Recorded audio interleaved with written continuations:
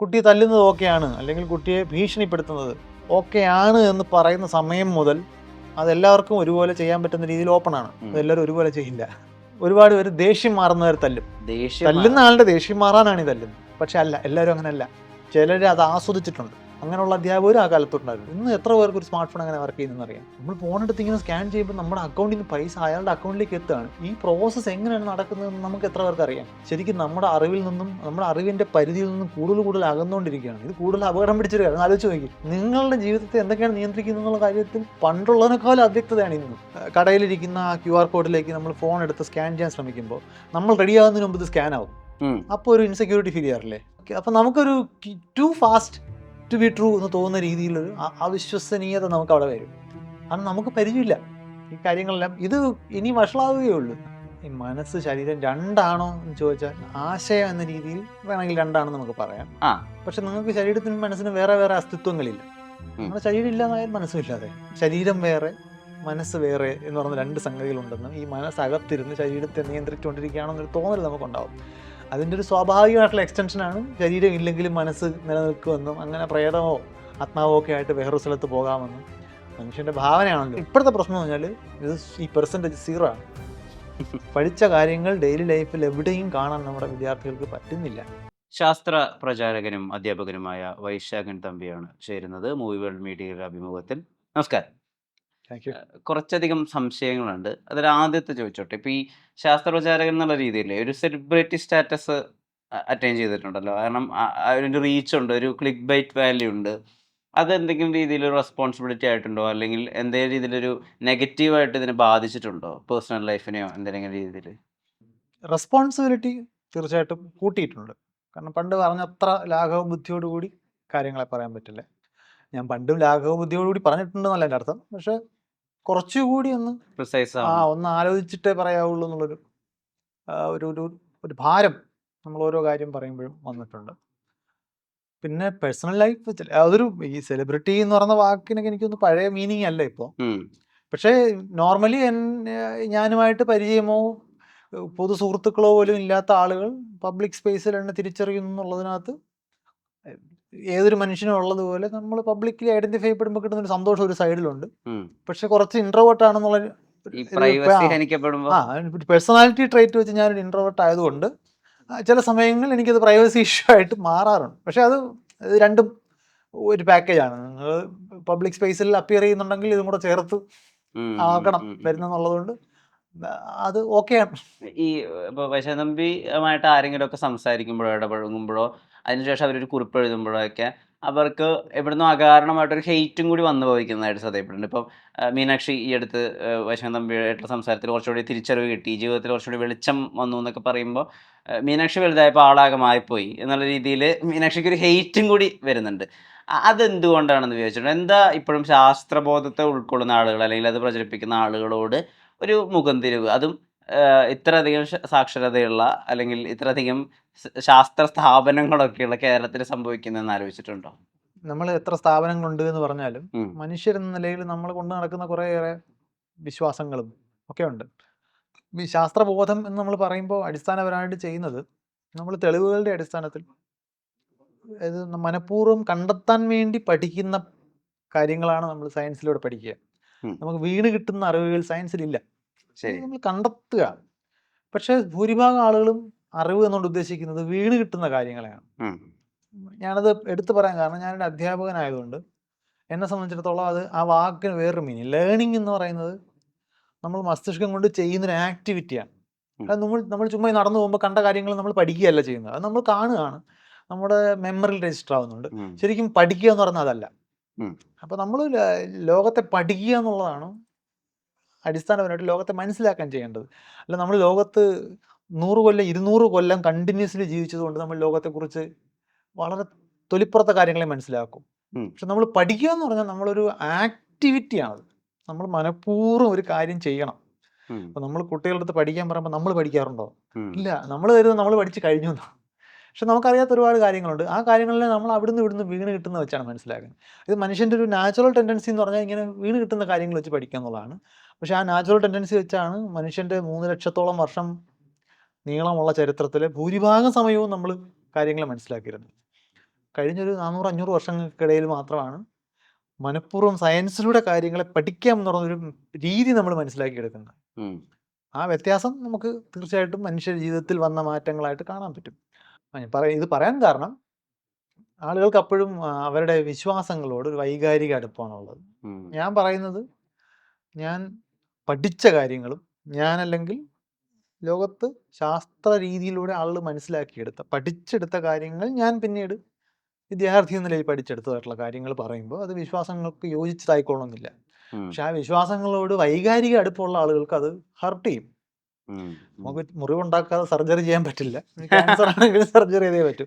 അപ്പൊ അത് അതിന്റെ ഭാഗമാണ്. അത് നന്നായിട്ടുണ്ട്, എനിക്ക് ഇഷ്ടമായത്.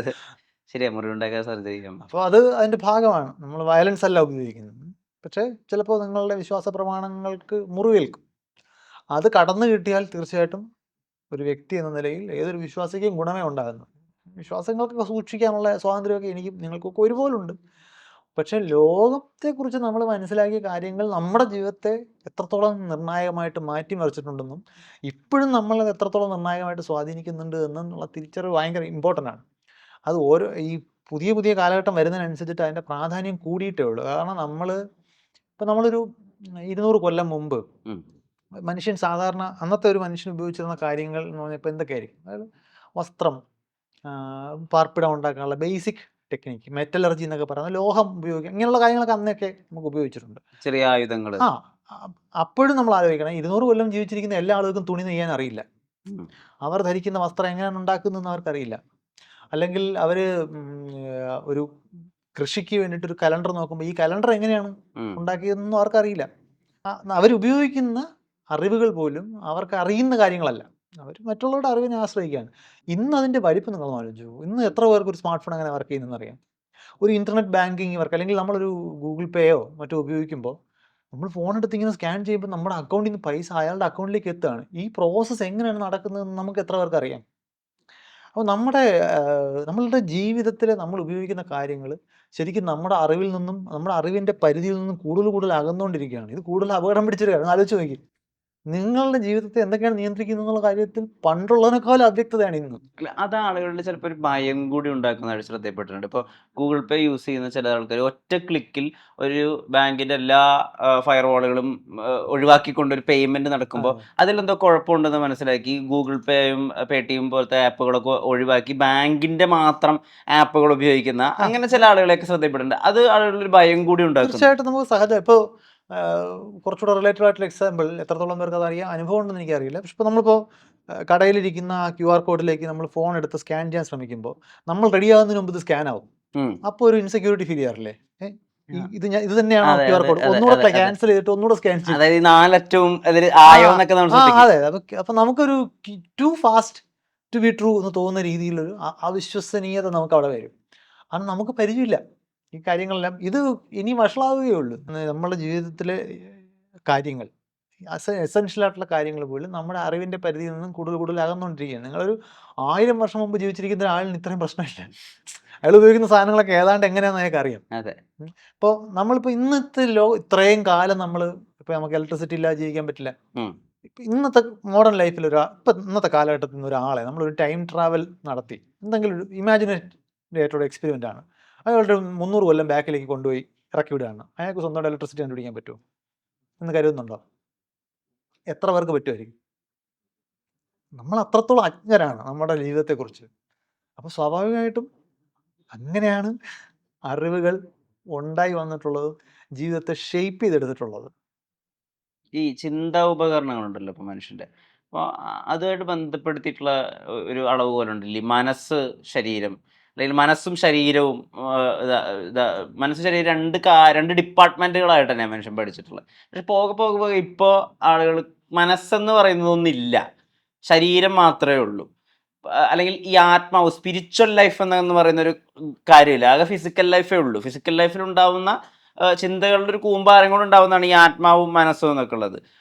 അതിനെയും ആളുകൾ ഈ ആത്മീയതയൊക്കെ ആയിട്ട് ബന്ധപ്പെടുത്തിയിട്ട് അതിനോട് വിമുഖമായിട്ട് തന്നെയാണ് പല ആളുകൾ നിൽക്കുന്നത്. ശരിക്കും മനസ്സ് ശരീരം അത് രണ്ടാണോ? ശരിക്കും ശരീരം മാത്രമേ ഉള്ളൂ മനുഷ്യന്? ഈ മനസ്സ് ശരീരം രണ്ടാണോ എന്ന് ചോദിച്ചാൽ ആശയം എന്ന രീതിയിൽ വേണമെങ്കിൽ രണ്ടാണെന്ന് നമുക്ക് പറയാം. പക്ഷെ നിങ്ങൾക്ക് ശരീരത്തിനും മനസ്സിനും വേറെ അസ്തിത്വങ്ങളില്ല. നിങ്ങളുടെ ശരീരം ഇല്ലാതായാൽ മനസ്സും ഇല്ലാതായി. നിങ്ങളുടെ ശരീരം ഇല്ലാതാകാതെ തന്നെ ഇപ്പോൾ നിങ്ങൾ മരിച്ച ഒരാൾ, ബ്രെയിൻ ഡെത്ത് സംഭവിച്ച ഒരാളുടെ ശരീരം ചിലപ്പോൾ ഇപ്പോഴും ഉണ്ട്. പക്ഷെ അയാളുടെ ആ മനസ്സ് എന്ന് പറയുന്ന ഫങ്ഷനിങ് ഇല്ല. മനസ്സ് ബേസിക്കലി പൊതുവെ മനസ്സെന്ന് പറയുന്നത് ശരീരത്തിൻ്റെ, പ്രത്യേകിച്ച് കേന്ദ്ര നാഡീവ്യൂഹം എന്ന് പറയുന്ന ബ്രെയിനുമായിട്ട് ഉൾപ്പെടുന്ന ആ ഭാഗത്തിൻ്റെ, ബ്രെയിനിൻ്റെ എന്ന് വേണമെങ്കിലും പറയാം, പ്രവർത്തനമാണ് നമ്മൾ മനസ്സ് എന്നുകൊണ്ട് പൊതുവെ ഉദ്ദേശിക്കുന്നത്. അതായത് മനസ്സിൻ്റെ ഭാഗമായിട്ടുള്ള ഞാൻ ആരാണ്, എൻ്റേത് എന്ന് പറയുന്ന സങ്കല്പം. നമുക്ക് അത് കേൾക്കുമ്പോൾ ഭയങ്കര ട്രിവിയൽ കാര്യമെന്ന് തോന്നുമെങ്കിൽ അല്ല, ന്യൂറോ സയൻസിൻ്റെ കാഴ്ചപ്പാടിൽ അത് അതിൻ്റെ തന്നെ ലെവൽ പഠിക്കേണ്ട ഒരു അക്കാഡമിക വിഷയമാണ്. അതായത് sense of self and ownership, ഞാൻ എന്ന ബോധവും എൻ്റേത് എന്ന ബോധവും. അപ്പം നമ്മളിവിടെ ഞാനിങ്ങനെ സംസാരിക്കുമ്പോൾ എനിക്കറിയാം എൻ്റെ ശരീരത്തിൻ്റെ ബൗണ്ടറി ഏതാണ്. ഈ കസേര എൻ്റെ ദേഹത്ത് ടച്ച് ചെയ്യുമ്പോഴും അത് എൻ്റെ ശരീരമല്ല എന്നും എൻ്റെ ശരീരത്തിന് പുറത്തുള്ള സംഗതി എൻ്റേതല്ല, പക്ഷെ ഈ കൈ എൻ്റേതാണ്. അപ്പോൾ ആലോചിക്കണം, എൻ്റേതെന്ന് പറയുമ്പോൾ ഇപ്പം ഞാനിതിലേതാണ്? ഈ കൈ നമ്മളെല്ലാവരും പറയുന്ന വാക്കാണല്ലോ, എൻ്റെ കൈ, എൻ്റെ തല, എൻ്റെ മൂക്ക്. അപ്പം ഇതിന്നെല്ലാം വേറൊരു ഞാനുണ്ടെന്ന് നമുക്ക് തോന്നും. ഇല്ല, ആ ഞാനെന്ന് പറയുന്നത് അകത്തിരുന്ന് മസ്തിഷ്കം സ്വയം പെർസീവ് ചെയ്യുന്നതാണ്. അപ്പം മസ്തിഷ്കത്തിൽ ചെറിയ ബുദ്ധിമുട്ടുകളൊക്കെ, ഇപ്പോൾ മസ്തിഷ്കത്തിൻ്റെ ഈ സെൻസ് ഓഫ് ഓണർഷിപ്പുമായിട്ടൊക്കെ ബന്ധപ്പെട്ടുള്ള ഭാഗങ്ങളിൽ ഒരു ക്യാൻസറോ അല്ലെങ്കിൽ ചെറിയ എന്തെങ്കിലും ചെറിയ വളർച്ചയോ എന്തെങ്കിലുമൊക്കെ സംഭവിച്ചു കഴിഞ്ഞാൽ ചിലപ്പോൾ ഈ സെൻസ് ഓഫ് ഓണർഷിപ്പ് നഷ്ടപ്പെടാം. നിങ്ങൾക്ക് നിങ്ങളുടെ കൈ ഒരു ഫോറിൻ ഒബ്ജക്റ്റ് ആയിട്ട് തോന്നാം. അതൊക്കെ മസ്തിഷ്കത്തിലെ ചെറിയ പാകപ്പിഴകൾ കൊണ്ടുപോലും വരാവുന്ന രോഗാവസ്ഥകളാണ്. അപ്പോൾ പറഞ്ഞു വരുന്നത്, നമുക്കിതെല്ലാം ജന്മനാ ഇവിടെ ഉള്ളതുപോലെ ഒരാളായിട്ട് തോന്നും. ഞാനെന്ന് പറയുന്ന അകത്തിരിക്കുന്ന ആത്മാവ് എന്നൊക്കെയുള്ള വാക്ക് അങ്ങനെയാണ് വരുന്നത്. സ്വാഭാവികമായിട്ടും ന്യൂറോ സയൻസിനെ കുറിച്ച് ഇന്ന് നമുക്കറിയാവുന്ന കാര്യങ്ങളൊക്കെ പഠിക്കുന്നതിന് മുമ്പുള്ള കാലഘട്ടത്തിൽ മനുഷ്യൻ സ്വാഭാവികമായിട്ടും ചിന്തിച്ചു പോകും. നമ്മൾ ശരീരം വേറെ മനസ്സ് വേറെ എന്ന് പറയുന്ന രണ്ട് സംഗതികളുണ്ടെന്നും ഈ മനസ്സകത്തിരുന്ന് ശരീരത്തെ നിയന്ത്രിച്ചുകൊണ്ടിരിക്കുകയാണെന്നൊരു തോന്നൽ നമുക്കുണ്ടാവും. അതിൻ്റെ ഒരു സ്വാഭാവികമായിട്ടുള്ള എക്സ്റ്റൻഷനാണ് ശരീരം ഇല്ലെങ്കിലും മനസ്സ് നിലനിൽക്കുമെന്നും അങ്ങനെ പ്രേതമോ ആത്മാവോ ഒക്കെ ആയിട്ട് വേറൊരു സ്ഥലത്ത് പോകാമെന്നും മനുഷ്യൻ്റെ ഭാവനയാണല്ലോ. അപ്പം അങ്ങനെയാണെന്നുണ്ടെങ്കിൽ വേറൊരു ശരീരത്തിലേക്ക് കയറാൻ പറ്റുമോ, ഇങ്ങനെയൊക്കെയുള്ള ആലോചനകൾ ആളുകൾ അത് നമുക്ക് അവരെ കുറ്റം പറയാൻ പറ്റില്ല. കാരണം മസ്തിഷ്കം എങ്ങനെയാണ് പ്രവർത്തിക്കുന്നത് എന്നുള്ള കാര്യത്തെക്കുറിച്ച് കഴിഞ്ഞൊരു 4-5 ദശാബ്ദങ്ങൾ, 40-50 വർഷങ്ങൾക്കുള്ളിലാണ് നമുക്ക് ഇന്ന് അറിയാവുന്ന ഏതാണ്ട് ഭൂരിപക്ഷം കാര്യങ്ങൾ നമ്മൾ മനസ്സിലാക്കിയെടുത്തുള്ളൂ. ആണ് ഇച്ചിരി ബുദ്ധിമുട്ടാണ് മനസ്സിലാക്കിയെടുക്കാൻ. ഇപ്പോൾ ഒരു ബോൺ സ്കാൻ ചെയ്ത് അസ്ഥി എങ്ങനെയാണ് അല്ലെങ്കിൽ വേറൊരു അവയവം എങ്ങനെയാണ് പ്രവർത്തിക്കുന്നതെന്ന് മനസ്സിലാക്കുന്നത് പോലെയല്ല മസ്തിഷ്കത്തിൻ്റെ പ്രവർത്തനം. അപ്പോൾ അത് ആ സബ്ജക്റ്റിൻ്റെ ഒരു പ്രശ്നം കൊണ്ട് നമുക്ക് അറിവ് ഈ ഏതാണ്ട് സമീപകാലത്താണ് നമുക്ക് ഇന്ന് കാണുന്ന ഒരു വ്യക്തതയൊക്കെ പെടുന്നത്. ഇനിയും ഒരുപാട് കാര്യങ്ങൾ നമുക്ക് വ്യക്തമാകാനുണ്ട്. പക്ഷേ നമുക്ക് ഉറപ്പിച്ച് പറയാൻ കഴിയുന്ന കാര്യം, ശരീരവും മനസ്സും അങ്ങനെ വേറെ വേറെ കാര്യങ്ങളല്ല. ഇത് രണ്ടും ചേർന്ന് ശരീരത്തിലെ തന്നെ മസ്തിഷ്കത്തിൻ്റെ പ്രവർത്തനമാണ്. Brain mind is what the brain does എന്നാണ് പറയുന്നത്. മസ്തിഷ്കത്തിൻ്റെ പ്രവർത്തനമാണ് മനസ്സ്. ഇപ്പോൾ നമ്മൾ നേരത്തെ ഈ ശാസ്ത്രലോകത്തിൻ്റെ ഒരു അഡ്വാൻസ്മെൻ്റ് എന്നുള്ള രീതിയിലൊക്കെ സംസാരിക്കുമ്പോഴും നമ്മൾ എവിടേക്കോ ഉപേക്ഷിക്കേണ്ടതോ അല്ലെങ്കിൽ കൃത്യമായിട്ടൊരു അസ്തിത്വമൊന്നും ഇല്ലാത്ത പല കാര്യങ്ങളും ശാസ്ത്രം ഉപയോഗിച്ചിട്ട് തന്നെ ഒരുപാട് ട്രാവൽ ചെയ്യുന്നുണ്ട്. അതാണ് നമ്മളിപ്പോൾ യൂട്യൂബിൽ എന്തെങ്കിലും വീഡിയോ കാണുമ്പോൾ പെട്ടെന്ന് ജ്യോതിഷവുമായി സംബന്ധിച്ചിട്ടുള്ള ഒരു ആപ്പിൻ്റെ പരസ്യം വല്ലാതെ അക്യുമുലേറ്റ് ആവുന്നുണ്ട് നമ്മുടെ ഫോണുകളിലൊക്കെ തന്നെ. അതിൻ്റെ പരസ്യം ഇല്ലാതെ നമുക്കൊരു വീഡിയോ കണ്ടു തീർക്കാൻ പറ്റാത്തൊരവസ്ഥയിലേക്ക് എത്തുന്നുണ്ട്. അപ്പോൾ അതിൻ്റെ ഒരു ചെറിയ പരസ്യത്തിൻ്റെ ഒരു ടിറ്റിലേഷൻ കൊണ്ട് ആ ആപ്പ് ഡൗൺലോഡ് ചെയ്യും. ആ ആപ്പിലൊരു 200 രൂപ കൊടുത്ത് അതിൻ്റെ ആദ്യത്തെ ഘട്ടം കടന്നു പോകാൻ പറ്റും. ആ 200 രൂപ കൊടുക്കുന്ന ഫിസിക്സും കെമിസ്ട്രിയും ഒക്കെ പഠിപ്പിക്കുന്ന സാറുമാരും അല്ലെങ്കിൽ അങ്ങനെ ഈ പറഞ്ഞ പോലെ ശാസ്ത്രവുമായി ബന്ധപ്പെട്ട് ജോലി ചെയ്യുന്ന ആളുകളൊക്കെ ഉണ്ട്. എന്താ നമുക്കിപ്പോഴും ആ ഒരു അശാസ്ത്രീയമായിട്ടുള്ള കാര്യങ്ങളോട് അല്ലെങ്കിൽ ഈ പറഞ്ഞ ആൾ ദൈവങ്ങളോടുള്ള ആ ഒരു ചായ്വ് എന്താ പൂർണ്ണമായിട്ടും കട്ട് ഓഫ് ചെയ്യാൻ പറ്റാത്തത്? പൂർണ്ണമായിട്ടും കട്ട് ഓഫ് ചെയ്യാൻ പറ്റാത്തതിന് 2 കാരണങ്ങൾ. ഒന്ന്, ഇത്തരം ടെൻഡൻസികൾ നമുക്ക് സഹജമാണ്. 2, ഈ സഹജമായിട്ടുള്ള ടെൻഡൻസികളെ ഓവർകം ചെയ്യാനാണ് നമ്മൾ പൊതുവെ വിദ്യാഭ്യാസം നേടുന്നത്. അത് നമ്മൾ വിദ്യാഭ്യാസ രീതിയിലല്ല നേടുന്നത്. നമ്മളത് ജോലി നേടാനുള്ള ഒരു സർട്ടിഫിക്കറ്റ് മാത്രമായിട്ടാണ് പരിഗണിക്കുന്നത്. ഇത് രണ്ടും കൂടെ പരിഗണിക്കുമ്പോഴാണ് നമ്മൾ സംഭവിക്കുമ്പോഴാണ് ഈ ഒരു പ്രശ്നം നമുക്ക് കാണേണ്ടി വരുന്നത്. നമുക്ക് സ്വാഭാവികമായിട്ടും ഞാൻ പറഞ്ഞല്ലോ, കഴിഞ്ഞ ഒരു 10-400-500 വർഷങ്ങൾക്കിടയിലാണ് ഡെലിബറേറ്റ് ആയിട്ട് നമുക്ക് എങ്ങനെ കാര്യങ്ങളെക്കുറിച്ച് മനസ്സിലാക്കണം എന്നൊരു വ്യക്തത. അതിനാണ് നമ്മൾ മെത്തേഡ് ഓഫ് സയൻസ് എന്ന് വിളിക്കുന്നത്, സയൻസിൻ്റെ രീതി. അതിലൂടെ അങ്ങനെ ഒരു രീതി ഉണ്ട് എന്ന് മനസ്സിലാക്കിയപ്പോഴാണ് നമ്മുടെ കണ്ടുപിടുത്തങ്ങളുടെ വേഗം കൂടിയത്. വളരെ പെട്ടെന്ന് പുതിയ നമ്മൾ നോക്കിയാൽ പണ്ടെന്ന് പറഞ്ഞാൽ ഇപ്പോൾ എബ്രഹാം ലിങ്കൺ അമേരിക്കൻ ഐക്യനാടുകളുടെ പ്രസിഡന്റ് ആയിരിക്കുമ്പോഴാണ് വെടിയേറ്റ് മരിക്കുന്നത്. ആ വാർത്ത ഇംഗ്ലണ്ടിൽ അറിയുന്ന ഒരാഴ്ച കഴിഞ്ഞാണ്. ചിരപുരാതന കാലമല്ല, അല്ല. അത് അന്ന് അത്രേ ഉള്ളൂ കമ്മ്യൂണിക്കേഷൻ്റെ സ്പീഡ്. അവിടെ നിന്നും ഒരു ടെലിഗ്രാഫ് എന്ന് പറയുന്ന സംഗതി കമ്പിയടിച്ചെത്തുക എന്ന് പറയുന്ന ടെക്നോളജി വരാൻ എത്ര കാലം എടുത്തോ അത്രയും സമയം എടുത്തില്ല അതിൽ നിന്നും ടെലിഫോൺ വരാൻ. അത് മൊബൈൽ ഫോൺ ആകാൻ കുറച്ചുകൂടെ പെട്ടെന്ന് വന്നു. മൊബൈൽ ഫോൺ സ്മാർട്ട് ഫോൺ ആവാൻ അതിലും വേഗത്തിലായിരുന്നു. വീഡിയോ കോളൊക്കെ വന്നപ്പോൾ അപ്പം നമ്മൾ നോക്കിയാൽ സാങ്കേതിക വിദ്യയുടെ സ്പീഡ് ഇങ്ങനെ കൂടിക്കൊണ്ടിരിക്കും. സാങ്കേതിക വിദ്യ മാത്രമല്ല, ജനറലി നമ്മളിത് കഴിഞ്ഞ വിമാനങ്ങൾ എപ്പോഴാണ് നമുക്ക് ഈ കൊമേഴ്സ്യൽ എയർലൈൻസ് ഒക്കെ വരുന്നത് സെക്കൻഡ് വേൾഡ് വാറിന് ശേഷമാണ്. 100 കൊല്ലം പോലും ആയിട്ടില്ല. ശരിയാണ്. അപ്പം നമ്മൾ നോക്കിയാൽ ഈ നമുക്ക് ഇന്ന് വിമാനങ്ങളില്ലാത്തൊരു ലോകം നമുക്ക് സങ്കല്പിക്കാൻ പറ്റില്ല. ലക്ഷക്കണക്കിന് വിമാനങ്ങൾ ഇപ്പോൾ ആകാശത്തുണ്ട്. അപ്പോൾ ഈ സാങ്കേതിക വിദ്യകൾ എന്ന് പറയുന്നത് നമുക്ക് അറിയാവുന്ന കാര്യങ്ങളുടെ ഒരു പ്രോഡക്റ്റാണ്. ആ അറിവിൻ്റെ വളർച്ചയാണ് സാങ്കേതിക വിദ്യ വളർച്ചയായിട്ട് നമ്മൾ കാണുന്നത്. പക്ഷെ ആ സാങ്കേതിക വിദ്യ ഉപയോഗിക്കാൻ നിങ്ങൾക്ക് ആ അറിവ് വേണമെന്നില്ല. ഞാൻ നേരത്തെ പറഞ്ഞതാണ്, ഗൂഗിൾ പേ ഉപയോഗിച്ച് നിങ്ങൾക്ക് പൈസ കൊടുക്കാൻ ഇതെങ്ങനെ വർക്ക് ചെയ്യുന്നതായിരിക്കില്ല. ഓട്ടോമൊബൈൽ എഞ്ചിനീയറിംഗ് അറിയാതെ നിങ്ങൾക്ക് വണ്ടി ഓടിക്കാം. അപ്പോൾ ആ ഒരു അതൊരു ഗുണവും ദോഷമാണ്. അത് ഗുണമെന്ന് പറഞ്ഞാൽ നമ്മളെല്ലാവരും എല്ലാ കാര്യം പഠിക്കേണ്ട കാര്യമില്ല. പക്ഷെ ചെയ്യേണ്ടത് നമ്മൾ ഈ കാര്യങ്ങളെ കണ്ടെത്തുന്ന രീതിയെ നമ്മൾ ട്രസ്റ്റിലെടുക്കേണ്ടതുണ്ട്. സയൻറ്റിഫിക് ആയിട്ട് കാര്യങ്ങളെ മനസ്സിലാക്കിയാലാണ് ഇതുപോലുള്ള കാര്യങ്ങൾ സാധ്യമാകുന്നത് എന്ന് നമുക്കൊരു ബോധ്യം വന്ന്, അപ്പോൾ അങ്ങനെ ചെയ്യേണ്ട ആക്ടിവിറ്റി കുറച്ച് പേരെങ്കിലും സയൻറ്റിസ്റ്റുമാരാകണമെന്നും സയൻസിൽ ഗവേഷണങ്ങൾ ഉണ്ടാകണമെന്നുള്ള അറിവ് എല്ലാ മനുഷ്യർക്കും വന്നാൽ അവർ ഗവേഷണം നടത്തിയില്ലെങ്കിലും ഗവേഷണത്തിന് സമൂഹം എന്ന നിലയിൽ സപ്പോർട്ട് കൊടുക്കും. പക്ഷേ അതിൻ്റെ ദോഷം എന്ന് പറഞ്ഞാൽ ഇതാണ്, നമ്മൾ പ്രോഡക്റ്റ് വരുന്നുണ്ട്, ഇതെങ്ങനെ വരുന്നത് നമുക്ക് അറിഞ്ഞുകൂടാ. പ്രോഡക്റ്റ് എവിടെ നിന്ന് നമുക്ക് കളഞ്ഞു കിട്ടുന്നതാണ്. അല്ല, നിങ്ങൾക്ക് GPS കളഞ്ഞു കിട്ടില്ല. നിങ്ങൾ ഗൂഗിൾ മാപ്പ് ഉപയോഗിച്ച് പണ്ട് നമുക്കൊരു പുതിയ സ്ഥലത്തേക്ക് പോകണമെന്നുണ്ടെങ്കിൽ ഒരാളിനെ വഴി കണ്ടില്ലെങ്കിൽ നമ്മളെങ്ങനെ വഴി ചോദിക്കുന്നത്? നമുക്കൊരു മാർഗ്ഗമില്ല. ഇന്ന് നമുക്കൊരാളെടുത്ത് സംസാരിക്കേണ്ട കാര്യമില്ല. ഗൂഗിൾ മാപ്പ് നമ്മളടുത്ത് പറഞ്ഞു തരികയാണ് എങ്ങോട്ട് പോകണം. നമുക്ക് വിഷ്വൽ കിട്ടും, സ്ട്രീറ്റ് വ്യൂ ഉണ്ട്, അവിടെ എന്തൊക്കെയാണ് ഉള്ളത് എല്ലാം കണ്ട് നമുക്ക് അങ്ങോട്ട് പോകാം. ഇതെങ്ങനെ സാധ്യമാണ്? സാധ്യമാണെന്നുണ്ടെങ്കിൽ നിങ്ങൾ ഭൂമിയും സൂര്യനും ചന്ദ്രനും ഒക്കെ ഗുരുത്വാകർഷണം മൂലം എങ്ങനെയാണ് പരസ്പരം ബൈൻഡ് ചെയ്യപ്പെട്ടിരിക്കുന്നതെന്നും അതെങ്ങനെ എത്ര സ്പീഡിൽ മൂന്നാണ് അതിൻ്റെ ഓരോ ഇക്വേഷൻസ് അറിയണം. നമ്മൾ സ്കൂളിൽ പേടിയോടെ പഠിക്കുന്ന ഇക്വേഷൻസ് അറിയണം, ഡിഫറൻഷ്യൽ ഇക്വേഷൻസ് അറിയണം. ഇത് നമുക്കറിയില്ലായിരിക്കും, പക്ഷെ ഇത് ആർക്കും അറിയില്ലെങ്കിൽ ഈ പ്രോഡക്റ്റ് ഉണ്ടാവില്ല. ഇത് വേറെ കുറെ പേർക്ക് അറിയാവുന്നതുകൊണ്ട് മാത്രമാണ് അത് അറിയാതെ. അതായത് നിങ്ങൾക്ക് ബിരിയാണി കഴിക്കണമെന്നുണ്ടെങ്കിൽ നിങ്ങൾക്ക് ബിരിയാണി ഉണ്ടാക്കാൻ അറിയണമെന്നില്ല, പക്ഷെ ഭൂമിയിൽ ആർക്കെങ്കിലും ഒക്കെ ബിരിയാണി ഉണ്ടാക്കാൻ അറിയണം, എന്നാലേ നിങ്ങൾക്ക് കഴിക്കാൻ പറ്റും. അപ്പോൾ നമ്മൾ അത് മനസ്സിലാക്കുന്നില്ല. പകരം പ്രോഡക്റ്റ് കളഞ്ഞു കിട്ടുന്നതാണ്. ഇങ്ങനെ കുറച്ച് GPS ഒരാൾക്ക് കളഞ്ഞു കിട്ടുന്നു, പ്രിന്റിംഗ് പ്രസ് ഒരാൾക്ക് കളഞ്ഞു കിട്ടുന്നു, ഫോൺ ഒരാൾക്ക് കളഞ്ഞു കിട്ടുന്നു. അങ്ങനെയല്ല, ആ ഒരു അവയർനെസ് നമുക്ക് വന്നിട്ടില്ല.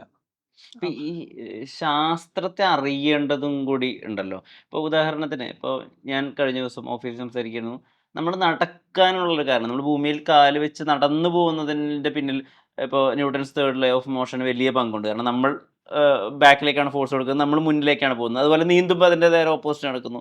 അപ്പം ഓഫീസിലുള്ള വേറെ ഒരാളിനോട് ചോദിച്ചു, ഇതിപ്പോൾ അറിഞ്ഞു വെച്ചിട്ട് നമുക്കെന്തിനാ? ഇത് അപ്പോൾ ഞാൻ പറയുന്നത്, നമ്മൾ പ്രോസസ്സ് ചെയ്യുമ്പോൾ അതിനുള്ളൊരു കാരണം ഉണ്ടെന്ന് അറിയുമ്പോൾ നമ്മൾ മനസ്സിലാക്കേണ്ട ഒരു കാര്യം കൂടി ഉണ്ടല്ലോ. പക്ഷേ ഇത് പലപ്പോഴും ഒന്നില്ലെങ്കിൽ നമ്മളിത് പറയുമ്പോൾ നമ്മളെന്തോ ഭയങ്കര ബുദ്ധിമാനായിട്ട് ഇവരങ്ങ് പ്രതിഷ്ഠിച്ച് വയ്ക്കും. 2 അതിനോട് വല്ലാത്തൊരു അവജ്ഞതയോടുകൂടി നമ്മളെ മാറ്റുകയും ചെയ്യും. ഇതൊക്കെ എന്തിനാണ് ഞങ്ങളോട് പറയുന്നത്? എന്താ നമ്മൾ ശരിക്കും അറിയേണ്ടതും നമ്മളുടെ വളർച്ചയ്ക്ക് ഏറ്റവും ആവശ്യമായിട്ടുള്ളൊരു കാര്യമാണ് ഈ സയൻറ്റിഫിക് പ്രിൻസിപ്പിൾ. പക്ഷേ ഇത് അറിയാനൊരു താല്പര്യമില്ല മനുഷ്യന്. അതെന്താ അത്? അത് അറിയുന്നതിന് കുറച്ച് എഫർട്ടുണ്ട്. നമ്മൾ പരമാവധി നമ്മുടെ മസ്തിഷ്കം കുറച്ച് ഉപയോഗിക്കാനാണ് ശ്രമിക്കുക. കാരണം മസ്തിഷ്കം അത്യാവശ്യം ഊർജം ചെലവാക്കുന്ന ഒരു അവയവമാണ്. അപ്പോൾ മനുഷ്യൻ്റെ എന്നല്ല, ലോകത്തെ എല്ലാ ജീവികളുടെയും സ്വാഭാവിക പ്രവണത എനർജി എക്സ്പെൻഡിച്ചർ കുറച്ച് വെക്കുക എന്നുള്ളതാണ്. കാരണം മനുഷ്യന് മാത്രമേ ഉള്ളൂ സുലഭമായിട്ട് ഇങ്ങനെ എനർജി കൺസ്യൂം ചെയ്യാൻ പറ്റുന്നത്. ബയോളജിക്കലി നിങ്ങൾക്ക് ജീവിക്കാനുള്ള എനർജി എന്ന് പറയുന്നത് ഭയങ്കര പ്രഷ്യസ് ആണ്. അപ്പോൾ ആ എനർജി ഇപ്പോൾ പല ജീവികളും പല രീതിയിലാണ് എനർജി ഡിറൈവ് ചെയ്യുന്നത്. നമ്മൾ ഭക്ഷണത്തിലൂടെയാണ് ഈ എനർജി ഉണ്ടാക്കിയെടുക്കുന്നത്. അത് തന്നെ ഇപ്പോൾ സസ്യഭുക്കുകളായിട്ടുള്ള ജീവികളെ നമ്മൾ നോക്കിക്കഴിഞ്ഞാൽ അവർ കഴിക്കുന്നത് പ്ലാന്റ് ആയതുകൊണ്ട് പ്രോട്ടീൻ അതിൻ്റെ അളവ് അതിൽ കുറവാണ്. അപ്പോൾ അവർ കഷ്ടപ്പെട്ട് ഉണ്ടാക്കിയെടുക്കണം ഇത്. അപ്പോൾ അവർ ഒരുപാട് ഭക്ഷണം കഴിക്കണം. സസ്യഭുക്കുകളായിട്ടുള്ള ജീവികളെ നമ്മൾ ശ്രദ്ധിച്ചു കഴിഞ്ഞാൽ അവരെപ്പോഴും കഴിച്ചുകൊണ്ടിരിക്കും.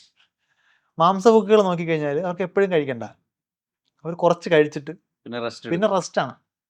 പക്ഷേ ബേസിക്കലി എന്താ ചെയ്യുന്നത്? അവരെല്ലാവരും ആ എനർജിയാണ്. ഈ റെസ്റ്റ് എന്തിനാ?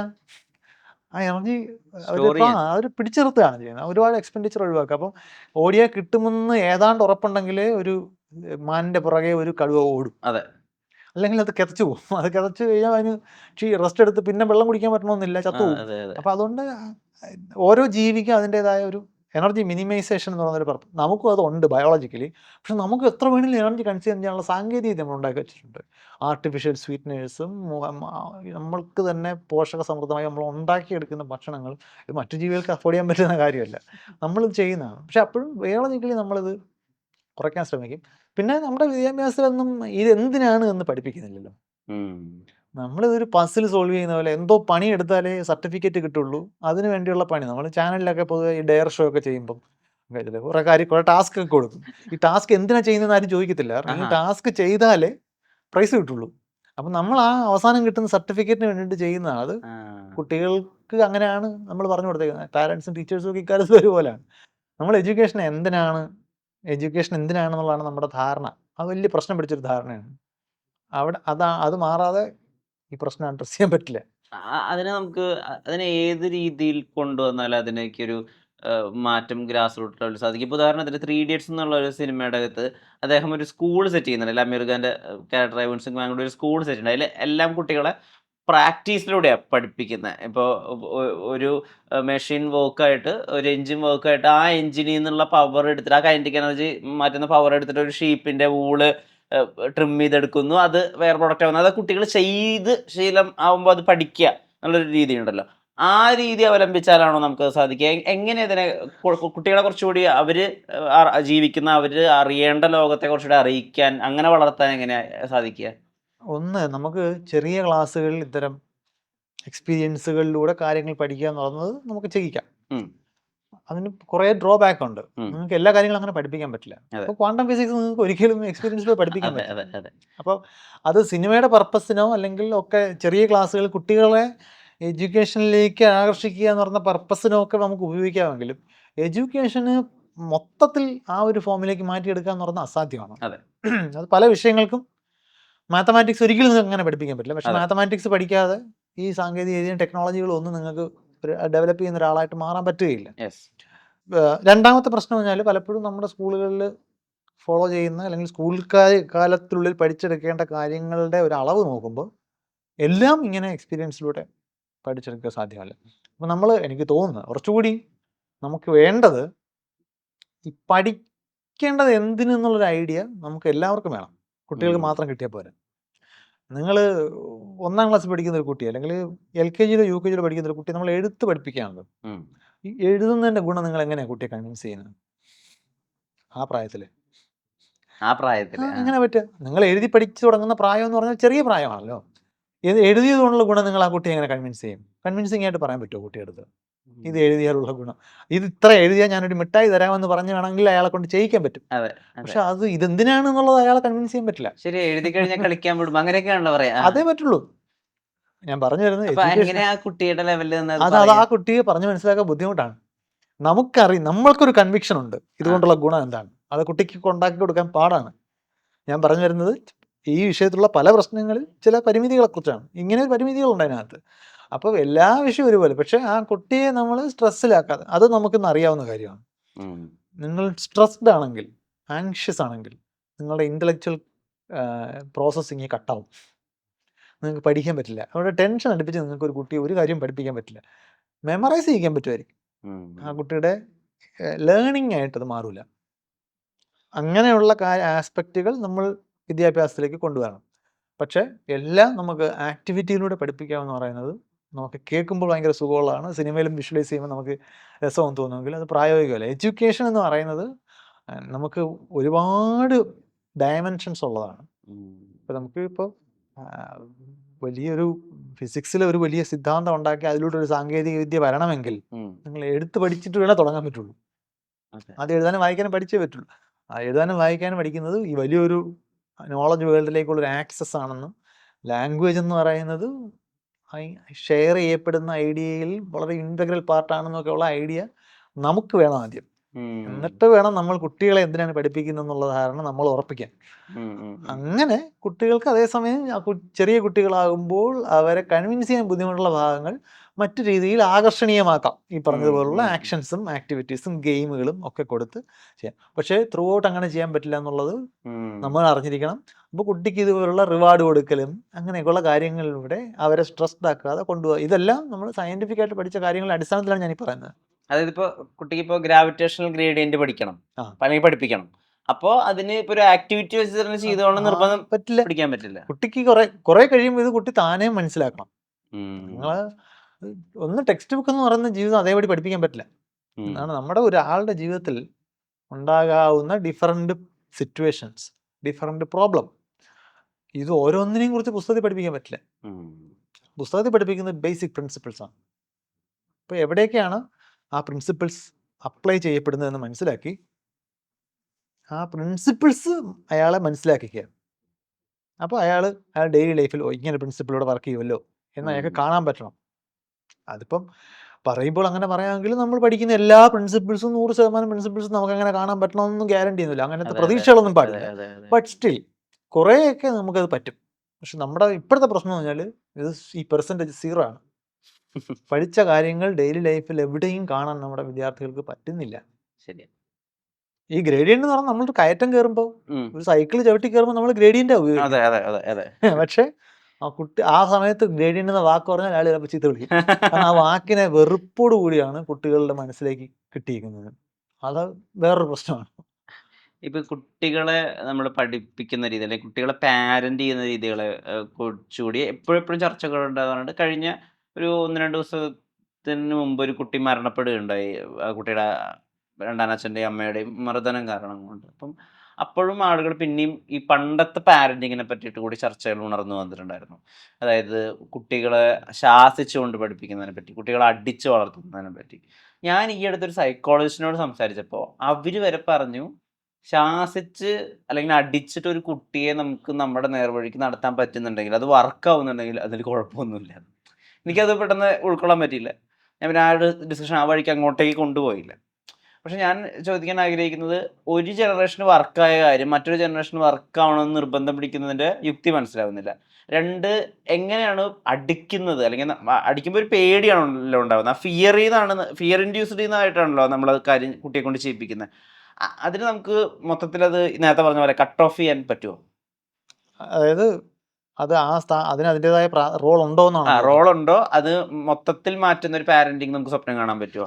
ഒന്ന് ഇതിൽ ഓതന്റിക്കായിട്ട് അഭിപ്രായം പറയാനുള്ള ഒരു അറിവ് എനിക്ക് ഈ വിഷയത്തിലില്ല. ഓക്കെ. പക്ഷേ ഈ ശിക്ഷ എന്ന് പറയുന്നത് നമുക്കത് ആ വാക്ക് നമുക്കങ്ങനെ യൂണിവേഴ്സലായിട്ട് ഉപയോഗിക്കാൻ പറ്റുന്നൊരു വാക്കല്ല. കാരണം ഇപ്പം നിങ്ങൾ കുട്ടിയെ തല്ലുന്നത് ഓക്കെയാണ്, അല്ലെങ്കിൽ കുട്ടിയെ ഭീഷണിപ്പെടുത്തുന്നത് ഓക്കെയാണ് എന്ന് പറയുന്ന സമയം മുതൽ അതെല്ലാവർക്കും ഒരുപോലെ ചെയ്യാൻ പറ്റുന്ന രീതിയിൽ ഓപ്പണാണ്. അതെല്ലാവരും ഒരുപോലെ ചെയ്യില്ല. ശിക്ഷ എന്ന് പറയുന്നത് പലപ്പോഴും ശിക്ഷിക്കുന്ന ആളിൻ്റെ വികാരം വിൻഡ് ചെയ്യാനുള്ള ടൂളായിട്ട് മാറും. ശിക്ഷിക്കപ്പെടുന്ന ആളിനെ കറക്റ്റ് ചെയ്യാനുള്ള ടെക്നിക്ക് അല്ല അത്. ഒരുപാട് പേര് ദേഷ്യം മാറുന്നവർ തല്ലും. അപ്പോൾ അതിൻ്റെ അർത്ഥം എന്താ? അത് തല്ലപ്പെടുന്ന ആളിനെ നന്നാക്കാനല്ല, തല്ലുന്ന ആളുടെ ദേഷ്യം മാറാനാണ് ഈ തല്ലുന്നത്.